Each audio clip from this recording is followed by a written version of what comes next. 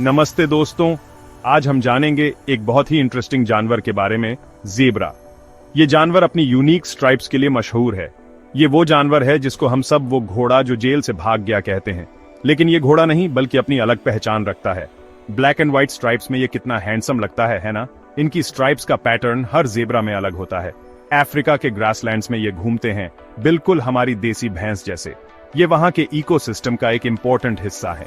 3 तरह के ज़ेब्रास होते हैं, प्लेन्स ज़ेब्रा, माउंटेन ज़ेब्रा और ग्रेविस ज़ेब्रा।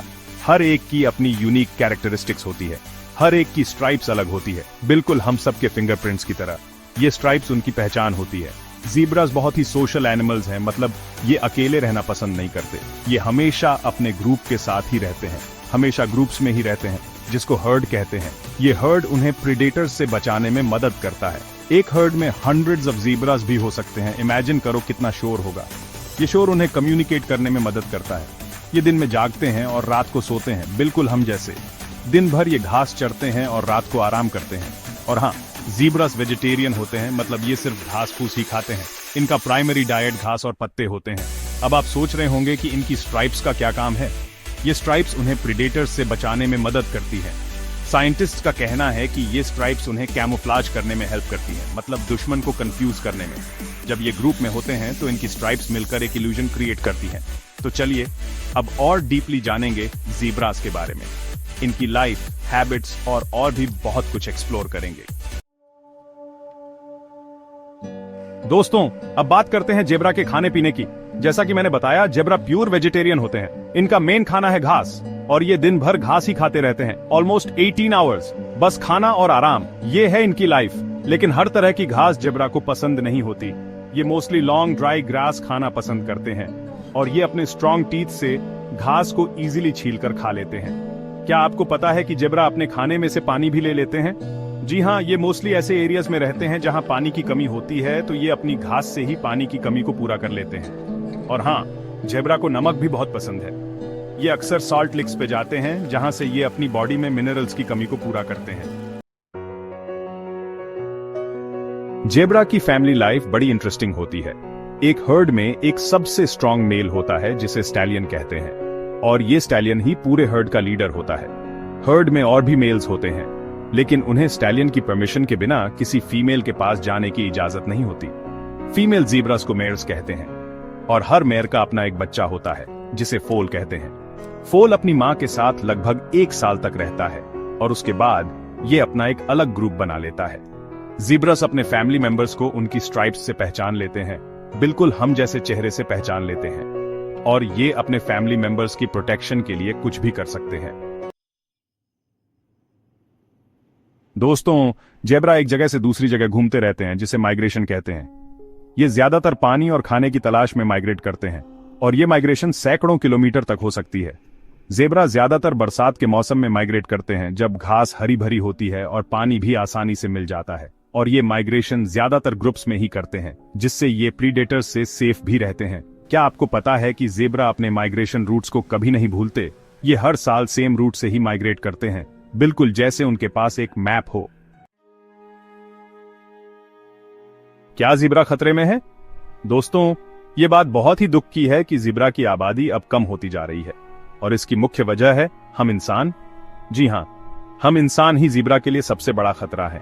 हम ज़ेब्रा का शिकार करते हैं उनकी खूबसूरत स्किन के लिए, और हम उनके रहने के लिए जगह भी कम करते जा रहे हैं। इसके अलावा क्लाइमेट चेंज की वजह से भी ज़ेब्रा को प्रॉब्लम्स हो रही है, लेकिन अभी उम्मीद बाकी है। बहुत सी ऑर्गेनाइजेशंस ज़ेब्रा को बचाने के लिए काम कर रही हैं, और हम सब भी अपनी जिम्मेदारी निभा सकते हैं। हमें ज़ेब्रा का शिकार बंद करना होगा और उनके रहने के लिए जगह देनी होगी। ज़ेब्रा की पहचान कैसे करें? हम सब ने ज़ेब्रा को देखा है, लेकिन क्या आप उसको पहचान सकते हो? ज़ेब्रा को देखना हमेशा एक मजेदार अनुभव होता है, पर उनकी पहचान करना और भी दिलचस्प है। ज़ेब्रा की सबसे बड़ी पहचान तो उसकी काली और सफेद धारियां ही हैं। ये धारियां न सिर्फ खूबसूरत दिखती हैं, बल्कि ज़ेब्रास को छुपने में भी मदद करती है। लेकिन क्या आपको पता है कि कोई भी 2 ज़ेब्रास की धारियां एक जैसी नहीं होती? हर ज़ेब्रा की धारियों का पैटर्न अलग होता है, जिससे वे सब अलग अलग दिखते हैं। बिल्कुल हमारी उंगलियों के निशान की तरह हर ज़ेब्रा की धारियां अनोखी होती हैं। ये उनकी पहचान का एक खास निशान है। ज़ेब्रास का आकार भी अलग अलग हो सकता है, ये उनकी किस्म पर निर्भर करता है। प्लेन्स ज़ेब्रा सबसे आम प्रकार का ज़ेब्रा है, और ये करीब 4 और आधे फीट ऊंचा होता है। ये अफ्रीका के मैदान में पाया जाता है। माउंटेन जेब्रा थोड़ा छोटा होता है और ग्रेवी का जेब्रा सबसे बड़ा होता है, करीब 5 फीट ऊंचा। ग्रेवी के जेब्रा को उनकी बड़ी आकार और पतली धारियों के लिए जाना जाता है। जेब्रास की पूंछ भी उनकी पहचान का एक महत्वपूर्ण हिस्सा है। ये न सिर्फ उन्हें सुंदर बनाती है, बल्कि वे इससे बातचीत भी करते हैं। उनकी पूंछ के आखिर में काले और सफेद बालों का एक गुच्छा होता है, जिसे टेल ब्रश कहते हैं। ये टेल ब्रश उन्हें कीड़े मकोड़ों से बचाता है। जेब्रास अपनी पूंछ से बातचीत करते हैं। ये अपनी पूंछ के माध्यम से अपने दिल की बात और मतलब समझाते हैं। जब ये खुश होते हैं तो अपनी पूंछ ऊपर उठाते हैं, और जब ये गुस्से में होते हैं तो अपनी पूंछ नीचे करते हैं। इस तरह से जेब्रास अपना मूड और जज्बात दिखाते हैं। दुश्मन से बचने के तरीके। जंगल में रहना आसान नहीं है दोस्त। जेब्रा को भी कई शिकारी से बचकर रहना पड़ता है, जैसे कि शेर, चीता और तेंदुआ, हाइना और जंगली कुत्ते।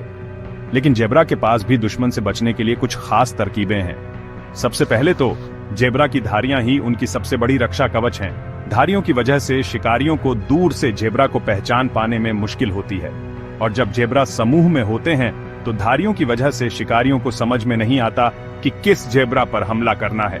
जेब्रा की नजर भी बहुत तेज होती है।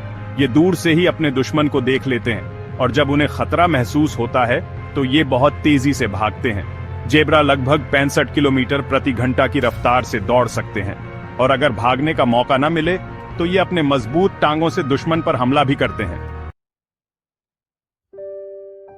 जेब्रा और इंसान का रिश्ता। आदमी और जेब्रास का रिश्ता बहुत पुराना है। इतना गहरा है कि हमें समझना होगा कि जेब्रास सिर्फ जानवर नहीं, बल्कि हमारे नेचर का महत्वपूर्ण हिस्सा है। पुराने समय में लोग जेब्रास का शिकार करते थे उनके खाने और स्किन के लिए। यह शिकार उनकी जिंदगी का एक हिस्सा था, लेकिन आजकल यह एक समस्या बन गया है। लेकिन आज के समय में जेब्रास को आदमियों से सबसे ज्यादा खतरा है। उनकी जिंदगी खतरे में है। जैसे हमने पहले बात की, लोग जेब्रास का शिकार करते हैं उनकी स्किन के लिए। इससे वे खत्म होते जा रहे हैं। जेब्रा स्किन से कपड़े, बैग्स और जूते बनते हैं। ये चीजें मार्केट में बहुत महंगी बिकती हैं, लेकिन इससे जेब्रास कम होते जा रहे हैं। इसके अलावा आदमी जेब्रास के रहने की जगह भी कम करते जा रहे हैं। पेड़ काटने और घर बिगाड़ने से जेब्रास की जिंदगी पर असर पड़ रहा है। जंगल काटकर खेती हो रही है, जिससे जेब्रास के रहने की जगह कम हो रही है। यह एक बड़ी समस्या है जिसको जल्दी से सुलझाना होगा।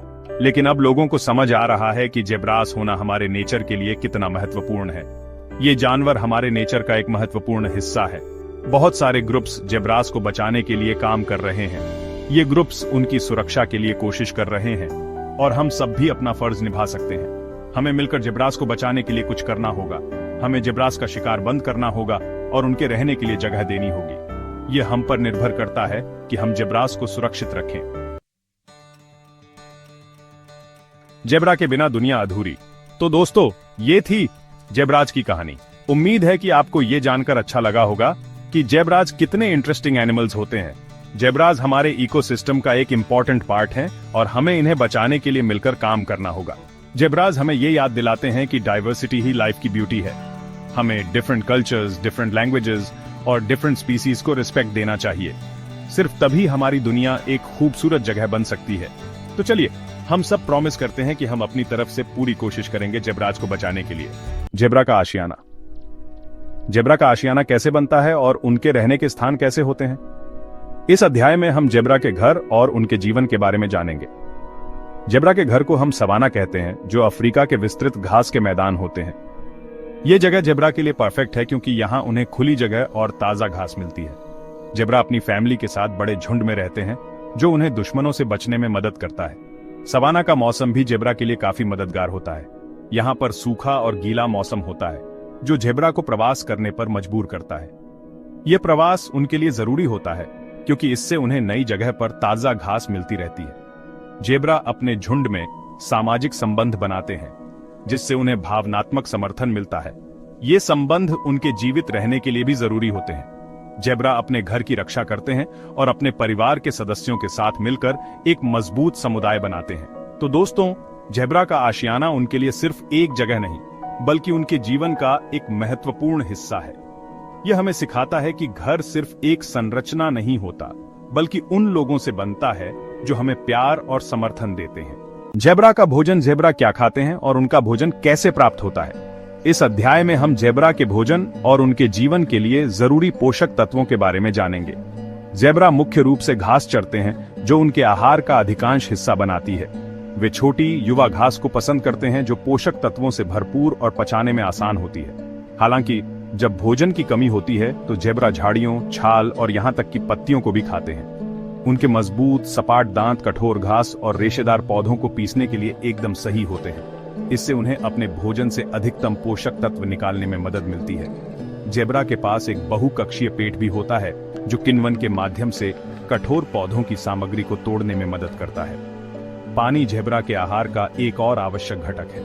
उन्हें लगभग रोजाना पानी पीने की जरूरत होती है और वे ताजा पानी के स्रोत खोजने के लिए अक्सर लंबी दूरी तय करते हैं।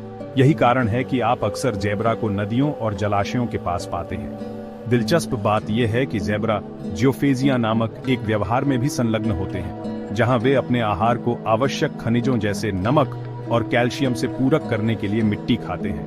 ये उन्हें अपने स्वास्थ्य को बनाए रखने और विभिन्न शारीरिक कार्यों का समर्थन करने में मदद करता है। तो जेब्रा का आहार अच्छी तरह से संतुलित होता है, जिसमें घास, पानी और आवश्यक खनिज शामिल होते हैं, जिससे वे जंगली में स्वस्थ और मजबूत रहते हैं।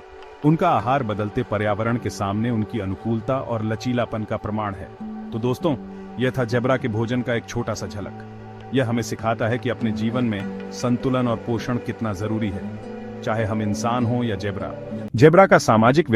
जेब्रा का सामाजिक व्यवहार कैसा होता है?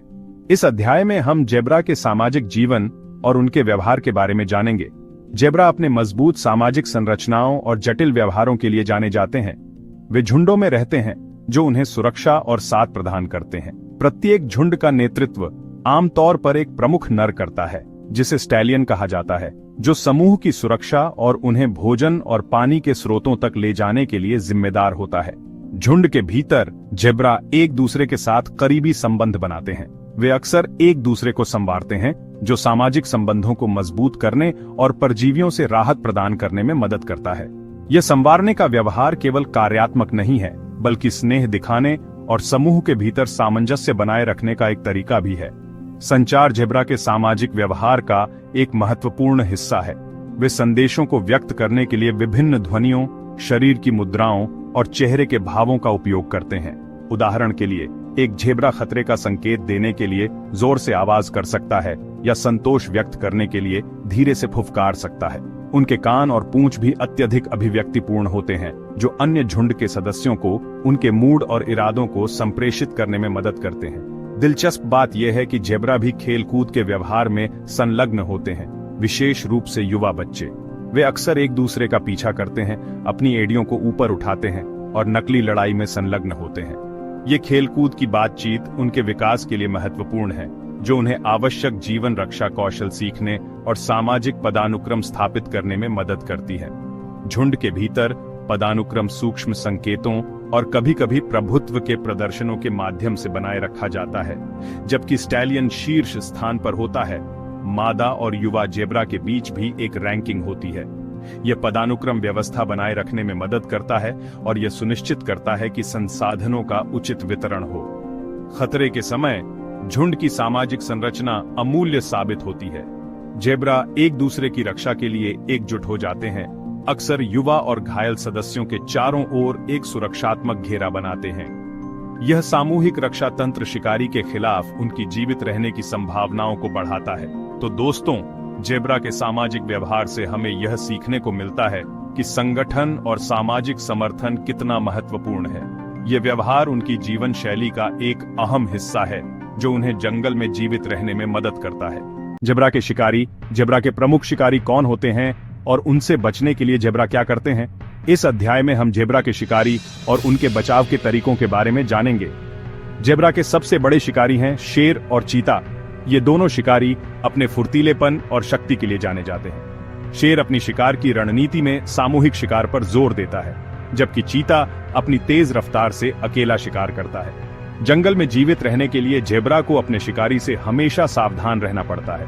जब भी एक जेब्रा शिकारी को देखता है, वह तुरंत अपने समूह को चेतावनी देता है। ये चेतावनी अक्सर एक जोर से चीख या ब्रे के रूप में होती है, जो पूरे झुंड को सावधान कर देती है। जेब्रा अपने बचाव के लिए कई तरीके अपनाते हैं। सबसे पहला और महत्वपूर्ण तरीका है उनका झुंड में रहना। जब शिकारी आता है तो पूरा झुंड एक साथ भागता है, जिससे शिकारी को शिकार चुनने में मुश्किल होती है। ये सामूहिक रक्षा तंत्र उनकी सुरक्षा का एक महत्वपूर्ण हिस्सा है। और जब कोई शिकारी बहुत ही करीब आता है तो ज़ेब्रा अपने शक्तिशाली किक्स का इस्तेमाल करते हैं। एक ज़ेब्रा की किक इतनी जोर की होती है कि वह शिकारी को घातक चोट पहुंचा सकती है। यह उनका आखिरी बचाव का तरीका होता है। तो दोस्तों, ज़ेब्रा के शिकारी और उनसे बचने के तरीके हमें यह सिखाते हैं कि जंगल में जीवित रहने के लिए संगठन और समर्थन कितना महत्वपूर्ण है। ये उनकी जीवन शैली का एक और अहम हिस्सा है जो उन्हें जंगल में जीवित रखने में मदद करता है। ज़ेब्रा का संरक्षण कैसे किया जा रहा है और उनके अस्तित्व को बनाए रखने के लिए क्या प्रयास हो रहे हैं, इस अध्याय में हम ज़ेब्रा के संरक्षण के बारे में जानेंगे। आज के समय में ज़ेब्रा को कई खतरों का सामना करना पड़ रहा है, जैसे कि आवास की हानि, अवैध शिकार और जलवायु परिवर्तन। लेकिन ज़ेब्रा के संरक्षण के लिए कई पहल और परियोजनाएं भी चल रही हैं। ये परियोजनाएं उनके प्राकृतिक आवासों को सुरक्षित रखने, उनकी जनसंख्या की निगरानी करने और उनके शिकार को रोकने पर केंद्रित हैं। कई वन्य जीव अभयारण्य और राष्ट्रीय उद्यान जैसे कि सेरेनगेटी नेशनल पार्क और मासाई मारा ज़ेब्रा के लिए सुरक्षित आशियाना बन गए हैं। ये जगहें उन्हें एक सुरक्षित वातावरण प्रदान करती हैं जहां वे बिना किसी खौफ के जी सकते हैं। ज़ेब्रा के संरक्षण के लिए स्थानीय समुदायों का योगदान भी महत्वपूर्ण है। कई जगहों पर स्थानीय लोगों को संरक्षण के महत्व के बारे में जागरूक किया जा रहा है। ये लोग अपने इलाके में ज़ेब्रा के शिकार को रोकने और उनके आवासों को सुरक्षित रखने में मदद करते हैं। तकनीक का भी ज़ेब्रा के संरक्षण में महत्वपूर्ण योगदान है। जीपीएस कॉलर और ड्रोन के माध्यम से ज़ेब्रा की मूवमेंट को ट्रैक किया जा रहा है, जो उनकी सुरक्षा और उनके आवासों की निगरानी में मददगार है। आखिर में, ज़ेब्रा के संरक्षण के लिए अंतर्राष्ट्रीय सहयोग भी जरूरी है। कई अंतर्राष्ट्रीय संगठन और सरकारें मिलकर ज़ेब्रा के आवासों को सुरक्षित रखने और उनके शिकार को रोकने के लिए काम कर रही हैं। तो दोस्तों, ज़ेब्रा का संरक्षण हमारे लिए जरूरी है ताकि ये सुंदर प्राणी हमेशा के लिए हमारे साथ बने रहें। ज़ेब्रा के बिना जंगल की दुनिया अधूरी है। उनके संरक्षण के लिए हम सबको मिलकर प्रयास करना होगा।